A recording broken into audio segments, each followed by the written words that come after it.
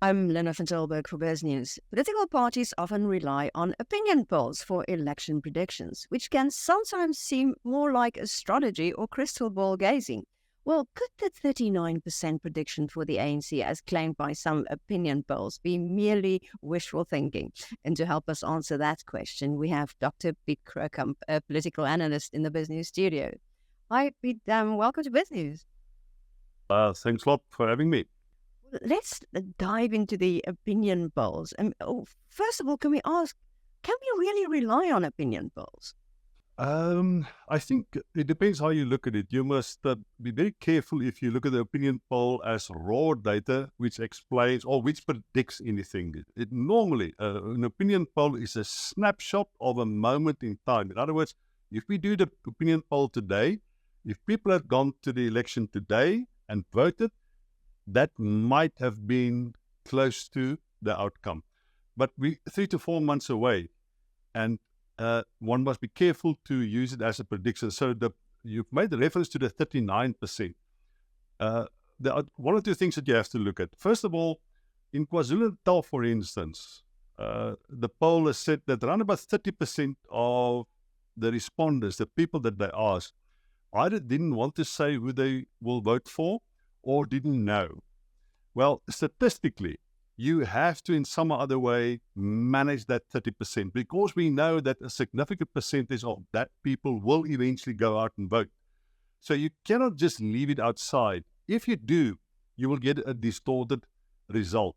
So I think there's a few things you have to take into consideration. The people who said that they wouldn't tell because they don't know. And the other thing is, you must make very sure that the pollsters have actually only used the people who are registered and who have indicated that they will go and vote. If they're not registered, it's meaningless to ask them. They will tell you what they will do. But let me give you an idea. Between the age 18 to 19, only 27% of South Africans are registered. But if you ask just young people, who will you vote for? They say EFF or ANC. But are they registered? So I think you must look at opinion polls in an intelligent way, and you must understand statistics a little bit. So there is no opinion poll that can predict that the ANC will get 39%. It's not going to happen, no. Well, if you have to call it, what do you think the ANC will get? Well, I think the 39% is, like anything is possible, but it's a 1% possibility. The ANC has to dip below 50%. Around about 1.5 million people that voted for the ANC in the last election must this time vote for somebody else or stay away. And I can't imagine that happen. And the reason why I can't imagine that it will happen is because, and that's our big problem in South Africa, if you're a typical ANC voter and you get up on election day and you feel alienated, you feel neglected, you feel abused, you feel not cared for, what you ask yourself is, so what is my alternative? And I think that's the dire situation in South Africa. Most South Africans, and you've seen that in the 2021 local government election, only 46% of the registered people turned up to vote. And if you think South Africans who do not turn up to vote has got nothing to say, you make a big mistake. They have something to say. And one of the things that they say is, we think there is no alternative. And because of our identity politics, the DA caters for colored and white voters. They have lost most of the black voters. They have lost a little bit of even of the Afrikaner voters that went to the Freedom Front. All the other political parties, with the exception of the really small ones, have a very specific racial, ethnic, or historical identity, which makes them not a viable alternative with somebody that has to get up and at a high cost. In other words, you have to spend a little bit of money to go and vote. You have to walk through a dangerous area to go and vote. You have to leave your children with somebody else to go and vote. It's expensive to vote. It's a costly exercise, not in monetary value, but in terms of the risk that you have to take in South Africa quite often. So somebody must get up and decide, I will vote for somebody else. And unfortunately, I think the alternatives are, there's just not a lot of alternatives, especially for those who voted for the ANC traditionally and in the past. So how real is the fear of Julius Malema as EFF, or him specifically becoming the Kingmaker or forming a coalition with the ANC if the ANC drops quite low? I think it's very low. and for a number of reasons. The one is that if the ANC dips below 50%, and if I guess, and I take into consideration a lot of other complicating qualitative variables to come to that conclusion, I think the ANC is going to end up around about at 47% to 52%. It's unlikely that they will dip below 50%, but it's possible, so make it 47 to 52%. If they end up somewhere there, they can mop up some of the smaller parties and make them exaggerated promises, and they will put together a coalition. If they dip further and they get to 40% and they cannot put together a coalition of other parties, then the alternative becomes the EFF. But just to remember one thing, the EFF has got an absolutely horrendous, horrible relationship with the ANC as it is. That's the one thing. In other words, it's not a given that they will necessarily go into a coalition with the ANC. The second thing is, it is possible that we can end up with a situation where the EFF can actually decide who's the president of South Africa without joining any of the coalition or any of the other parties. If they, for instance, the DA and the group of partners that they have, the charter, the multi-party charter, they managed to put together just more than the ANC in terms of a coalition of smaller parties that joined them. Then the EFF, by not voting on that particular day, can actually see that the DA coalition can elect the president. And if that coalition of this multi-party charter wants to make it possible for Malema to on that day stay out of it, they don't select John Steenhuisen or don't nominate John Steenhuisen as the president, because then you leave them with no alternative. If you have Klabisa from the EFF, the IFP, for instance, or you have Zongezo Zibi from Rise Mzansi, then you give him that alternative. You say, well, I can gracefully allow opposition parties to elect the president of South Africa without compromising my ideals, for instance, to a significant degree. But then you have the very, very difficult situation that if this coalition of parties, this multi-party charter, don't satisfy the EFF, they can have a motion of no confidence in Parliament, and then the ANC can take the presidency again. And if they're not happy with the ANC, they can swing it back to the multi-party again. So they are then in this powerful position, and they had been in a position like that in Gauteng, in Johannesburg, where they could literally, by staying out, and I think the Patriotic Alliance of Gayton McKenzie had been in exactly the same position. They can then act as kingmakers, but make the situation incredibly unstable. So there's one thing that I think that people forget, and that is that there's nothing that will give Julius Malema the satisfaction. There's nothing that he wants to do more than to pull the pillars from underneath the ANC. On that day, there's no guarantee that he will necessarily go into a coalition with the ANC.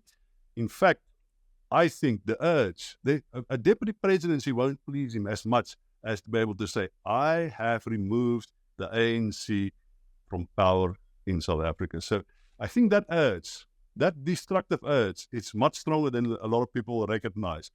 And then there's the second option of ending up kingmaker in a situation without necessarily having to join any of the coalitions, but just playing them off against each other.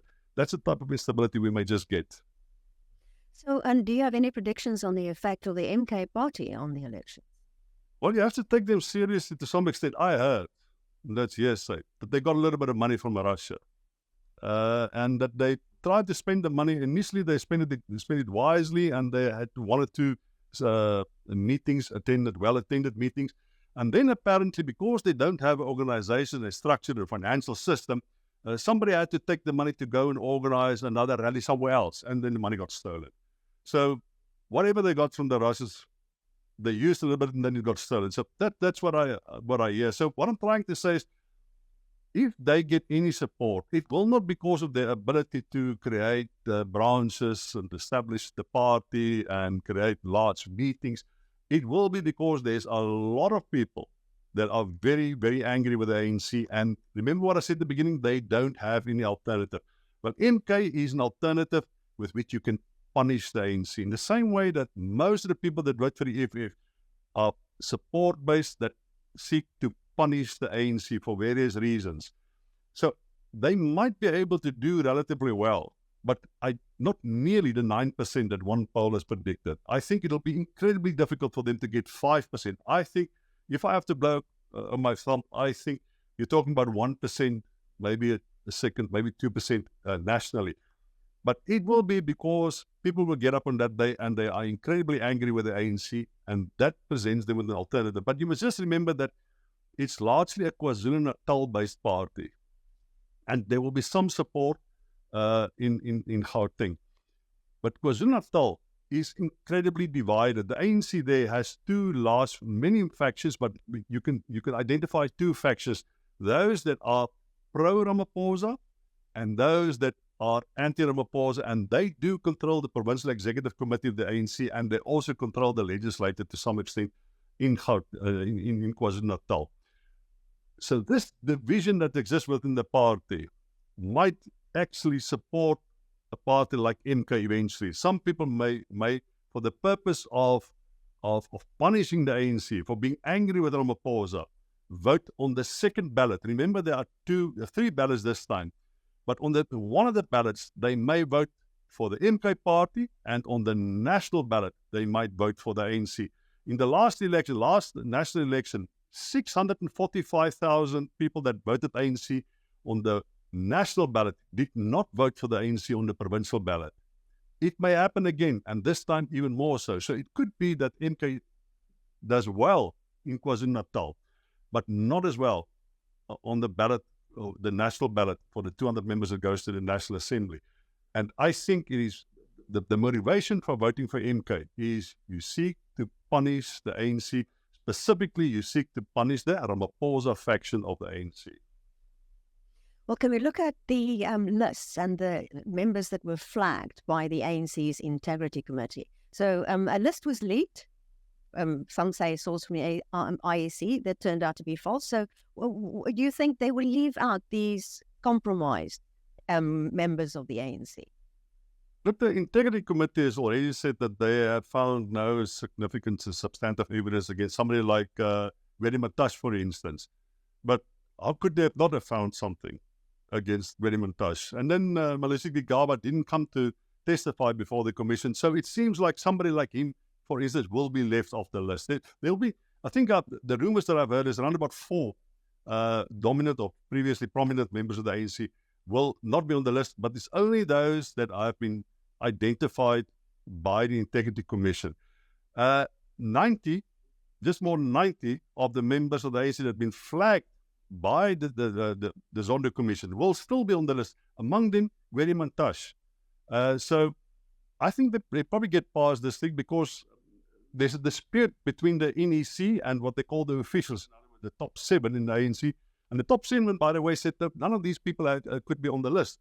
The NEC said, no, we can't allow that because of the fragmentation and the centrifugal forces that will be let loose within the ANC if we do this. I suspect the list will be cluttered with opportunistic individuals, tainted individuals, the members that had been identified by the Zondo Commission as opportunistic, and that shouldn't have been on the list. But it all depends on what the Integrity Committee has said. We have to wait until there are more court cases coming up. The National Prosecuting Authority is making a lot of promises. Very few people are actually prosecuted. I don't see them making any headway from what is the list that's been provided to them by the Zondo Commission. I think this is going to be business as usual this time, with the exception of 2 or 3 or 4 members of the ANC that has been flagged by the Integrity Commission. Well, what kind of dirty tricks can we expect and vote buying? Because I see the EFF are handing out water bottles and sanitary pads at some of their rallies. Yeah. Look. It starts as a facade of being innocent. For instance, all the cabinet ministers drive with these black BMWs to party events. You and I pay for it. The petrol, the security, everything is being paid for. So they arrive with the weight and the official presence of a minister, and they're doing party work. So me and you are paying in that respect for the ANC already. The Minister of Finance, and look, he's one of the most credible ministers that we have. He already made 200 million rand available to political parties, taking away around about 46 million from the Independent Electoral Commission, because this money is distributed in terms of a different formula and will benefit the ANC. So there's no doubt that the Treasury is being used to the advantage of the ANC. The Minister of Police, for instance, arrived in the police helicopter at the ANC official meeting, the launch of the manifesto, with this big man type of identity and image. That is an abuse of taxpayers' money, using the logistics and infrastructure of the state. In Gauteng, for instance, the Premier Panjasa Lesufi, one of the things that is being stolen in the thousands of South Africa is these transformers which distribute electricity in the townships and informal settlements. They're being stolen. Hundreds of them are being stolen. Thousands of them are being stolen. He then drives around and he installs it and all the lights goes on again. So that is an abuse of state resources. And by the way, he doesn't have the budget to do that. He just moved the money around. It's government money that's being used to install transformers in the township with a political purpose. And you can go on and on and on. There will be thousands of these types of events that seem to be government programs, but it's actually ANC programs. So yes, they will take billions of rand from us and they will use it in this election. Whether people will see through it is another thing. I honestly think the integrity of the ANC is so questionable that to install a transformer in the community, people simply don't believe them anymore. The narrative is there that people know that this is election time, is being done for the purpose of the election. But people will always remember that you can inform all the transformers, you can install all the transformers you want to. But if Eskom cuts the power is cut. And for me and you living in a middle-class area, I have solar panels on my roof. I can make all sorts of arrangements. I have the money to make sure that I have electricity. But in an informal settlement, in a township, if the power goes off, there's nothing. There's no water. There is nothing. So I don't think it will have that much of an impact, but it doesn't mean politicians won't spend the money. And other parties, what do you expect? Are you worried about increase in violence, especially in KwaZulu-Natal? There is the possibility. There is the possibility. Before MK, I didn't think there was a possibility, but just remember that KZN is a highly militarized province. It's the only really paramilitary province in South Africa. The politics there are paramilitary. The taxi industry plays a massive role in the infrastructure, the security infrastructure in KwaZulu-Natal. It is not impossible that we might have violence, but I think it might be allocated or contained into that particular area. It might have to do with local politics. In the last 15 years, 600 politicians have been executed in South Africa. It is not impossible that once these lists are published and people realize that they didn't make onto the list, that they may take out one or two people which allow them then back onto the list. That's how it happened in the past. Nothing will change now. So yes, there will be a few executions. People will die. There might be some instability at places. There might be some instability at voting booths, polling stations. It could happen. I don't think that will eventually change the election to be not free and fair. But I wouldn't be surprised if we have some instability in South Africa. But I think it might just remain largely allocated to KwaZulu-Natal and perhaps here and there in Gauteng. Oh, but you also asked about the other parties. I think the DA, the DA, I think the DA is highly stressed because they've done well, really well in the Western Cape. I think Alan Wynne has done an incredible job. I think Jordan Lewis is a fantastic politician. But good services don't necessarily make people to vote for you. I think around about 30-something% of the people in the Western Cape are black South Africans, largely immigrants coming from the Eastern Cape. They're not really cared for. They're not really tended for. They might not participate. In the past, there was a low voter turnout from them for the ANC as well, but they certainly don't vote for the DA. So the DA is a bit in a tough position. Good is making some inroads. The Patriotic Alliance is making some inroads. It could be that they dip just below 50% again in that province. Remember, it's a provincial and a national election, and then they have to go into a coalition with other political parties. But I foresee that they will find smaller political parties, the Freedom Front and perhaps Access South Africa, and they might put together a coalition which will give them above 50%. But instead of governing on their own, they might have to do so in a coalition again. In Gauteng, it's going to be very, very interesting to see if the opposition parties manage to put together a coalition to push out the ANC. It's going to be hard, it's going to be difficult, because it's quite possible for the ANC, if they end up here around about 40-43%, they can get enough parties to join them. And in Gauteng, the EFF and Panyaza Lesufi are like brothers. He has assisted them in the past to get important positions within the province, within the municipal councils.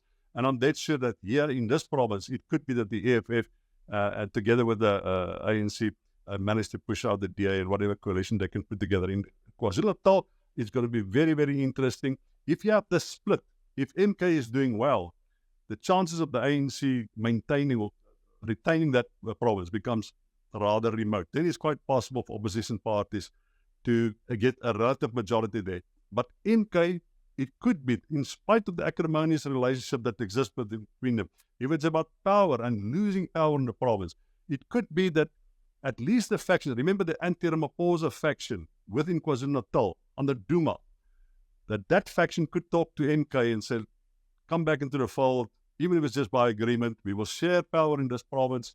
And it could be that they then together, the ANC and MK again, retain power in KwaZulu-Natal. But it's going to be, remember we have, I think, between 10 and 14 days to negotiate all these agreements before the law says you have now to put together a government. It's going to be 10 to 12 very interesting days in South Africa. Piet Croukamp, thank you so much for speaking to us.